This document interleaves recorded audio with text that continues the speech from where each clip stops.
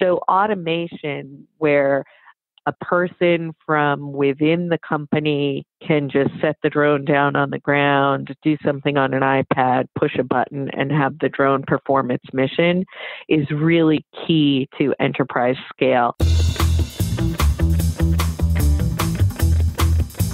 You're listening to the Drone Radio Show podcast, the show about drones and the people who use them for business, fun, and research. Hosted by Randy Goers. Hello, everyone. This is Randy Goers, and welcome to the Drone Radio Show podcast, episode 249. What's the outlook for the drone industry? That's the question we explore in my continuing series of interviews with industry analysts, writers, and editors. In this series, I interview guests with diverse opinions and perspectives on the industry. They provide a range of insights on some of the industry's current topics and trends. And by the end of the series, you should have a good sense of where the industry is going and how you can position yourself to take advantage. In this podcast, we'll hear from Miriam McNabb, Editor-in-Chief of DroneLife, the online source for the latest drone news, product releases, YouTube videos, and legal precedents on the drone industry. Miriam is a fascinated observer of the drone industry since 2013, when DroneLife launched. She has written and covered thousands of articles on the evolution and growth of the industry. She is a frequent international speaker at drone industry events and writes for DroneLife on the current news, financial trends, and FAA regulations. She has a degree from the University of Chicago and over 20 years' experience in high-tech sales and marketing for new technologies. In this episode of the Drone Radio Show, Miriam talks about the drone industry in 2019, the outlook for 2020, and she shares her perspective on a variety of drone-related issues, trends, and stories. But before we hear from Miriam, I want to thank those of you who are supporting my funding campaign. Whether it's $1, $100, or much more, you can help defray the cost of production and keep the podcast going and growing. Go to DroneRadioShow.com/donate. So let's get Miriam McNabb's insights on the drone industry for 2019 and what to expect in 2020. Let's pick up the interview where I asked Miriam to introduce herself. I'm Miriam McNabb. I'm Editor-in-Chief of DroneLife. DroneLife.com is a commercial drone news and information site. Miriam, how long has DroneLife been in production? DroneLife has been in production since about 2013. So over the course of that time, as one of the primary authors on the site, I've written about 2,500 articles on the commercial drone industry. As you look back to some of the stories you covered in 2019, what stands out in your mind as the biggest story of the year? I think that the biggest story in 2019 was unmanned traffic management. And, well, I actually think that there were two stories, but we'll move on to the second one afterwards. Unmanned traffic management, or UTM, as it's referred to in the industry, really became a very big story this year as enterprises started to really use drones. As the drone programs shifted from experimental, we're going to put 3 or 4 drones on the job here and have a tiny little department in our innovation branch and see what they can do, to now we're going to really try and spread drones across our enterprise. And that's for enterprises like oil and gas or power companies, transportation like railways. As we saw that shift into the enterprise, the question of how is the FAA going to deal with not just thousands of drones, but potentially hundreds of thousands of drones, commercial drones doing legitimate and useful work in these communities. How are they going to deal with that in a reasonable way to ensure safety in the airspace? I think that brought UTM really to the forefront of the storyline this year. Also, the technology is advanced on UTM. So the testing stages are over, and now people are saying kind of, okay, when are you going to start implementing this stuff? Following up on that question, Where is UTM now, and what might we expect? So I think that we did go, through some very critical tests. That NASA started the project. The agreement with NASA was that NASA was going to perform these technical capability level tests that would get increasingly complex, and they would pass the whole process over to the FAA. That sort of pass has happened. It is now the FAA's responsibility.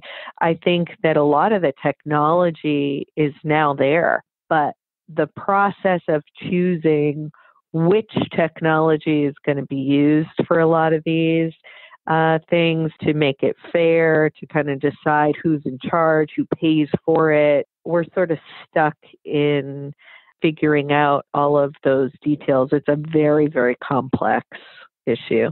And it is moving forward, but I don't think we're going to see a functioning full framework for a little while yet. You mentioned there were 2 stories that caught your attention. What was the second story? The other trend that I have really seen this year is automation. I think automation has been a key development in the drone industry. And this is really interesting. Earlier in 2019, I had the opportunity to interview Colin Gwynn, who has been a industry influencer for quite a long time. And he said that from his view, the drone technology couldn't truly scale until it was much, much easier. So it is still just sort of tricky to get accurate data every single time. It requires a skilled operator to perform a lot of these inspection missions and surveying missions. So automation, where a person from within the company can just set the drone down on the ground, do something on an iPad, push a button, and have the drone perform its mission, is really key to enterprise scale. And I think the technology has made large advances this last year, and it's been a focal story in the industry as more and more vendors are introducing automation. And that's all across the board. It's automation in the hardware, it's automation in the software, it's data processing, all kinds of automation. Was there a particular story that best illustrates the impact of automation? I think Skydio had a great story this year. Skydio introduced a very cost-effective sort of crossover drone, a prosumer drone. It's small, it's cost-effective, and it's really automated. It has just tremendous sense and avoid capabilities.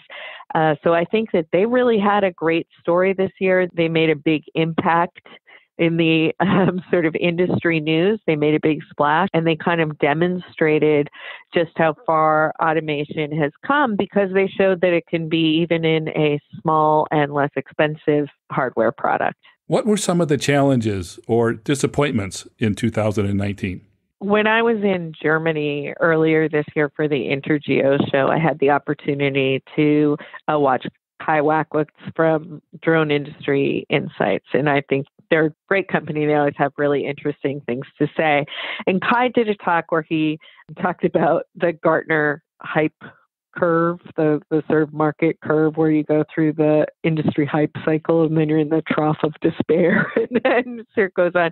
And he concluded, the hype cycle is over. And he was the first person I heard say that, but since then I've heard it many, many times. The hype cycle is definitely over for the drone industry. Investors are not throwing money at it anymore. They're not just kind of, $1 million here and $1 million there to see what sticks. Now, I think drone companies definitely have to prove themselves. They have to have customers. They have to prove their value proposition. They have to have more than just a good idea. So that is a challenge, certainly, in the drone industry, but I don't think that it's a bad thing. I think it's a natural progression of industry growth. For 2019, is there a particular stat that you find interesting? We publish articles. Of course, we get a lot of different research in that says drone industry is going to be at this many billions and this many billions and this many billions. And I'm not going to quote any of those. Suffice it to say, it's growing. It's big. It's doing well. That's sufficient. We're going in the right trend. But there's one thing that I think is really interesting because people tend to see a new drone manufacturer and think immediately, oh, these guys are going to challenge DJI. These guys are going to challenge DJI. We're going to shake up the drone market. But they forget something. So DJI has the vast majority of market share. And in a recent study, and this again is a drone industry insights thing, they did sort of the top 10 drone manufacturers currently used. Now, these are always, of course, subject to who you asked and where you asked. And of course, there's a little give and take here and there. There's lies, damn lies, and statistics, as they say. But who do you think is like number 6 or number 5 in the drone industry? Just take a guess. I don't know, and I hate guessing. Here's the thing that's very interesting to me. It's 3DR with the Solo, which hasn't even been produced for several years. So I think that that's a really interesting statistic because when people say, oh, the drone industry is going to shake up, these people are going to take over a huge portion, or this person is going to take over a huge portion, they forget that things move slowly. The vast majority of professional drone operators are not going to see a new product and immediately run out and purchase it. They're going to use their old product until it breaks. So there is a delay on all of these things, and people sort of expect market changes to happen immediately, and they don't. That's sort of not the way it works with fairly expensive professional products. So I think that statistic is actually very interesting to think about. It's DJI with the vast, vast, vast majority. By some statistics, 65%, by other statistics, 85%, depending on who you believe, but let's just say most. I mean, it's big, no matter what the particular number is. With all the stories that DroneLife covered last year, did the controversy surrounding DJI and their market share or the data security questions occupy much bandwidth? We did cover that, of course, because it's news and it's interesting. I actually think that it was a little bit overplayed. There are statistics also that show that negative stories get so much more exposure than any positive stories. So it is a story. I think that it probably got a little bit exaggerated. The aspect of it that I think was actually serious was when the Department of the Interior grounded their DJI fleet.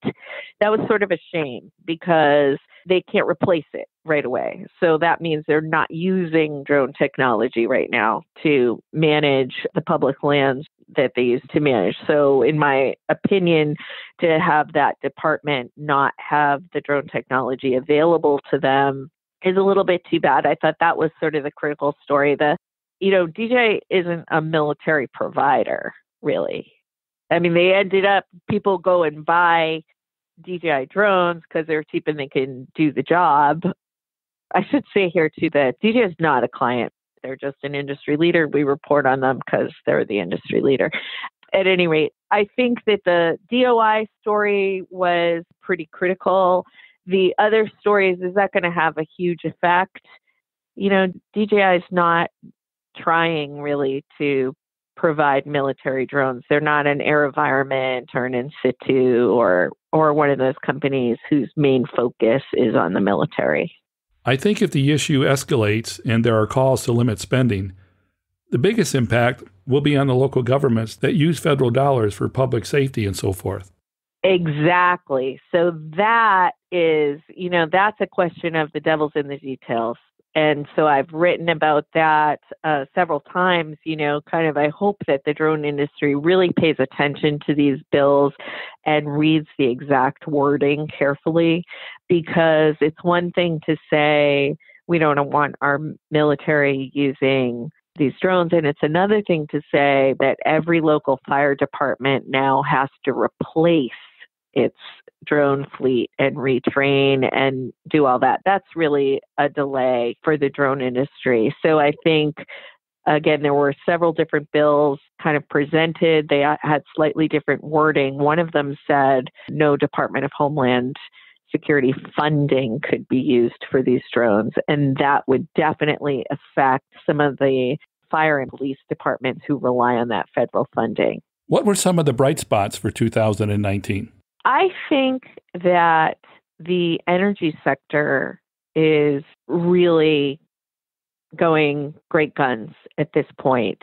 Again, I saw over the last year a big progression in large enterprise power companies, oil and gas, et cetera, from these experimental projects, 10 drones or so, to now we are going to give somebody a $5 million contract to expand over our entire enterprise. And I think that that is a huge movement for the industry. And I think there are a lot of reasons why oil and gas and power have been first. I think, first of all, because it has such a significant return on investment for them.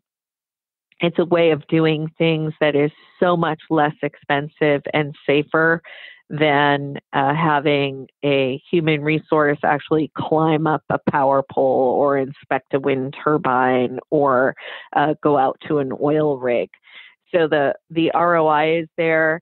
Second, if you think about the way that regulations are currently in the U.S., most of these installations are at more remote sites outside of urban areas. So they're going to be able to do a lot more with drone technology without having to have special permissions or authorizations. So, but I think that industry is just going great guns right now.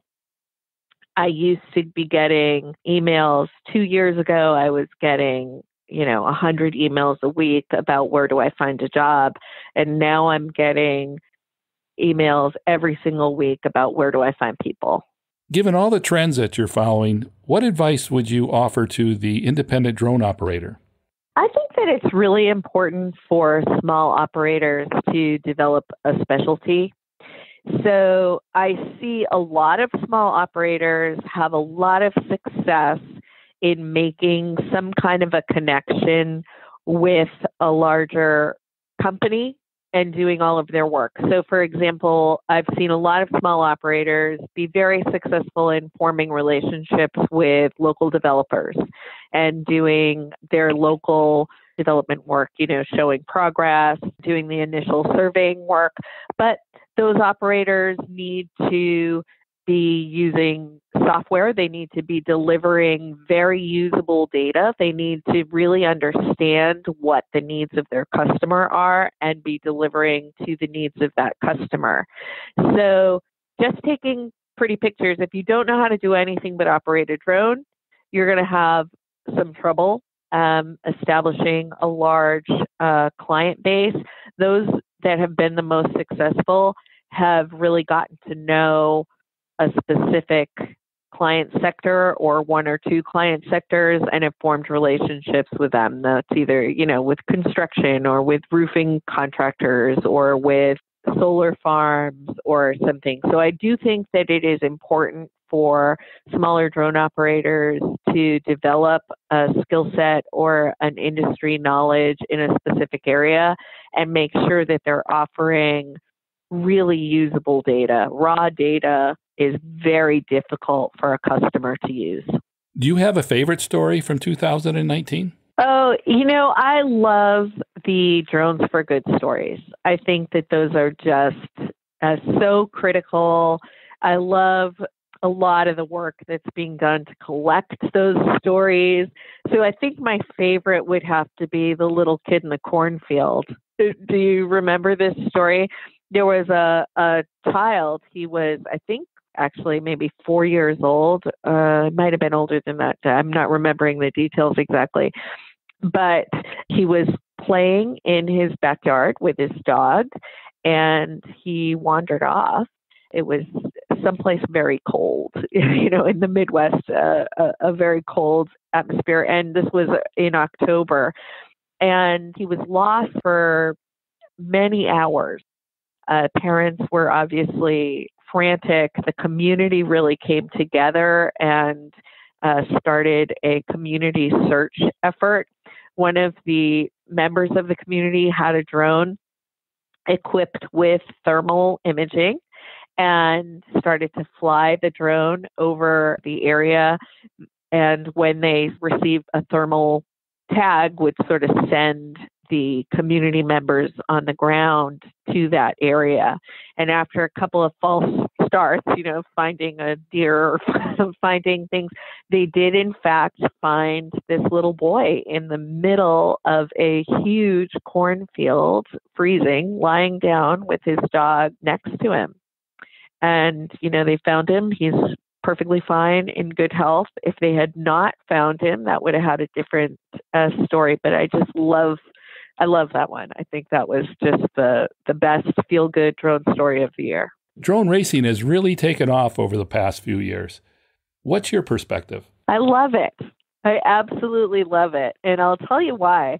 I think that things have gotten a little harder for the recreational industry this year. And there are a lot of reasons for that. And maybe some of that is unavoidable, with the repeal of Section 336 and new regulations and things. But things have gotten harder for the recreational industry. And as I said, maybe that's unavoidable, and I'm not assigning blame or anything, but it is a shame because when I'm getting emails that say we can't find people, we can't find people, we can't find people, if you're getting young people really involved in a fun way in drones, then you're going to have those people go to college and think in the same way kids play video games and then go to school and want to become programmers because they played video games and they think that would be so cool. If you get them involved in the drone industry, maybe they'll go to college and think, hey, I want to do something in aeronautics. I grew up playing with drones and I love it. So drone racing is just such a great event to get more people involved with drone technology. It's fun to watch on YouTube. It's fun to see these guys. The pilots are getting younger. Anybody can do it. I just think it's fantastic. And I think that they are getting better, sort of establishing different things that are even more fun to watch as a spectator. So I was in Amsterdam at Amsterdam Drone Week, and they were doing drone soccer, which was so much fun. They had teams of drone pilots trying to pilot a drone through a hoop, a goal at the end. It was really fun to watch. It was indoors, inside a net, perfectly safe. I love to see those expand because I really think that that is the way you're going to get more kids and young people into the industry. I'm intrigued by the Artificial Intelligence League that DRL created. In a way, they're redefining what a drone pilot is. Not just someone who is physically flying the drone, it's someone who's writing code. That's creating even a new dynamic for the industry. Absolutely. And that goes back to, the automation as they keep refining that and making it better and better and more sophisticated. It's driving the commercial industry. What did you see in regard to new research or innovations in drone technology? Anything coming out of the research institutes, the test sites, or private sector? Yes, I think that the IPP has really, there are a lot of naysayers, of course, in our industry, and you can pick things apart and say this wasn't perfect and this wasn't perfect. In my opinion, the IPP has been a stunning success, and I think that they have done a great job. This was a huge project. This was something brand new. It's very challenging to implement, and I think they did a wonderful job, all of the participants, both the federal government and the state governments and the technology providers. one of the big stories this year was UPS with a medical drone delivery. And that is a clear example of where one of these test site, pilot projects is now a commercially viable solution. Now this is a real thing that can happen on medical campuses all over the country. So just to replay that quickly, UPS received a license from the FAA to deliver for-profit commercially flights, and their first focus is in the medical arena. So they started at the Wake Forest medical campus. They're delivering samples from, one building to the central processing facility. It's quick, it's fast, it's safer for the samples, it's safer for the people, it's better for the patients, it saves money. It's all good. And that's a direct result of a test site project through the IPP. I know a lot of people criticize the IPP, but as a city planner, I've participated in similar programs administered by other federal agencies. The purpose is to create new approaches or lessons that can be applied on a larger scale. Sometimes the expectation level is higher than what the program delivers, but generally, I find that the programs deliver something that has pretty good value. Exactly. And as I look back, I think being really negative about what the FAA is doing and how fast they're doing it, and it's kind of a rookie mistake. You look over history, they have done so much, and it is so complex and such a big, big project that really, of course, progress is not always forward moving in big strides. It's, 3 steps forward and 1 back, and it has ups and downs, and it has its pace. But overall, what has been accomplished in the last 5 years is really remarkable. Going back to the emails that you get from companies that are looking for drone pilots, what skills are they most interested in? I actually wrote a long article about that, about the skills that people were looking for. I interviewed some of the people who actually were asking me, can we find people? And I think that overall, what they're looking for is someone who is willing to learn a specific area of expertise, like, power line inspection, like oil and gas, rig inspection, something like that. Someone who is really willing to learn the company's process. So large enterprise has different problems than small operators do. They have insurance issues. They have legal issues. They have risk mitigation processes. So they're going to put together a process for each mission, which is designed to not only create a tracking capability that you can go back and audit. It's going to create an audit trail. It's going to manage their aerial assets, and it's going to mitigate their risk. And those are standard operating procedures for that company. They need someone who can come in and say, I understand the need for standard operating procedures. Teach me your process, and I will follow your process every single time. So they need somebody who is willing to be part of that larger corporate culture and understand the need to follow the processes and accommodate the needs of a larger corporate structure. That makes a lot of sense, because the easier that something can fit into existing operations, the easier and more likely it will be adopted. Exactly. And it's just like if you think about companies who run a large fleet of trucks. They don't have people just hopping in the nearest truck and driving away. Those are logged and carefully assigned and monitored for which truck has gas, which truck needs new tires. Those fleets are valuable assets, and they are managed accordingly. As we look to 2020, what do you think will be some of the top stories that we'll be talking about next year? Well, I think that remote ID, which is a major step forward in UTM, that will be a big story, because there's a lot of arguments over which technology and which providers and how that will all play out. So that's made progress, but I think it's going to be a big story. I think that enterprise scale is going to continue to be a story in the drone industry. I have one racked up, and I'll give you a little teaser here, but privacy laws are going to be making a big impact on the drone industry. That is something that we need to be very, very watchful for. That is going to play out in a very interesting way. Privacy, especially on the local level, is a huge concern. And some local governments are looking at regulations, not necessarily because they want to, but because they're being asked to by concerned constituents.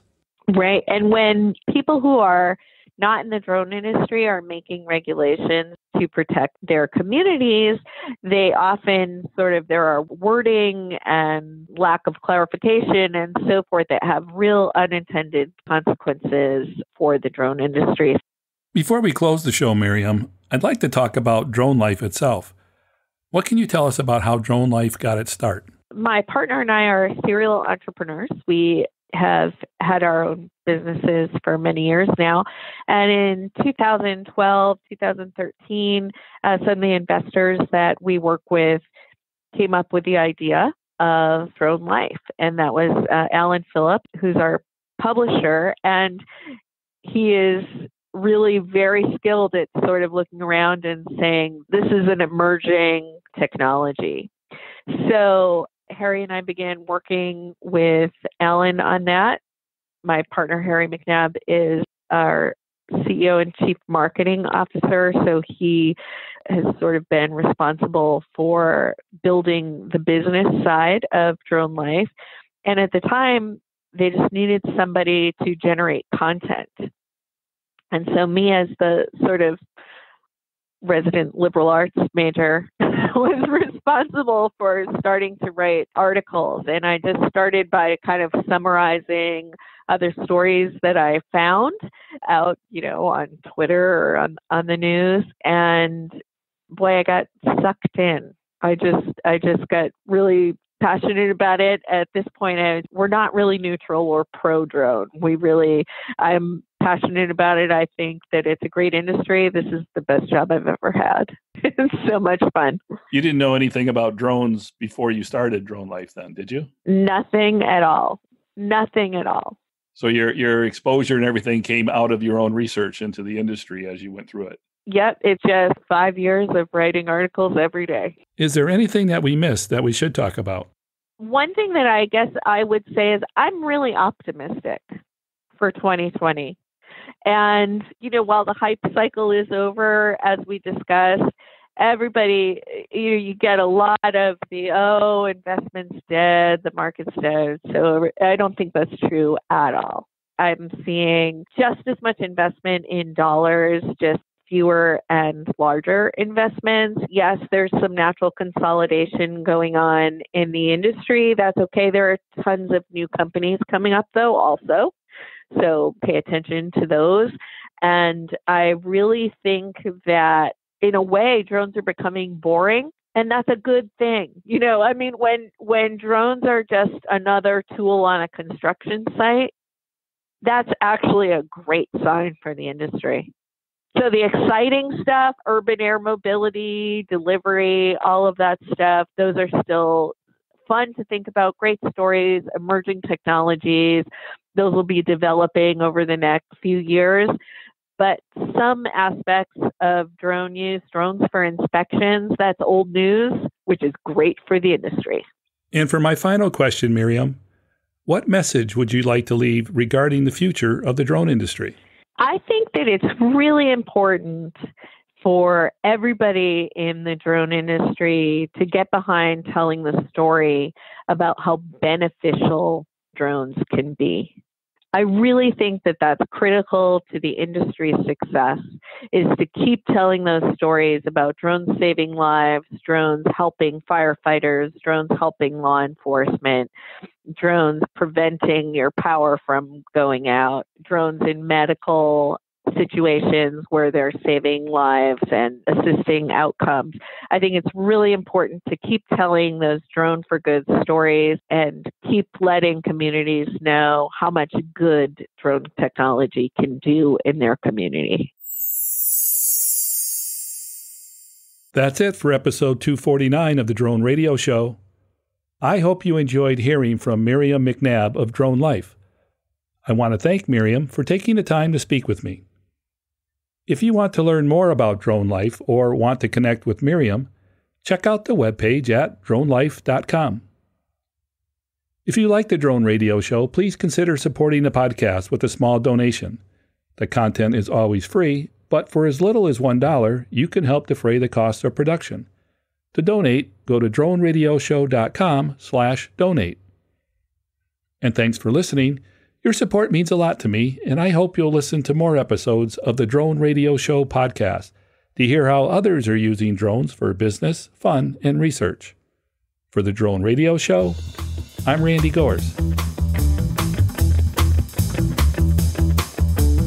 This has been the Drone Radio Show podcast. More information on today's show can be found on our website at www.droneradioshow.com. If you're using drone technology for business, fun, or research and would like to share your experience on the show, please visit our website and fill out a guest appearance application. And don't forget to follow us on your favorite social media channels.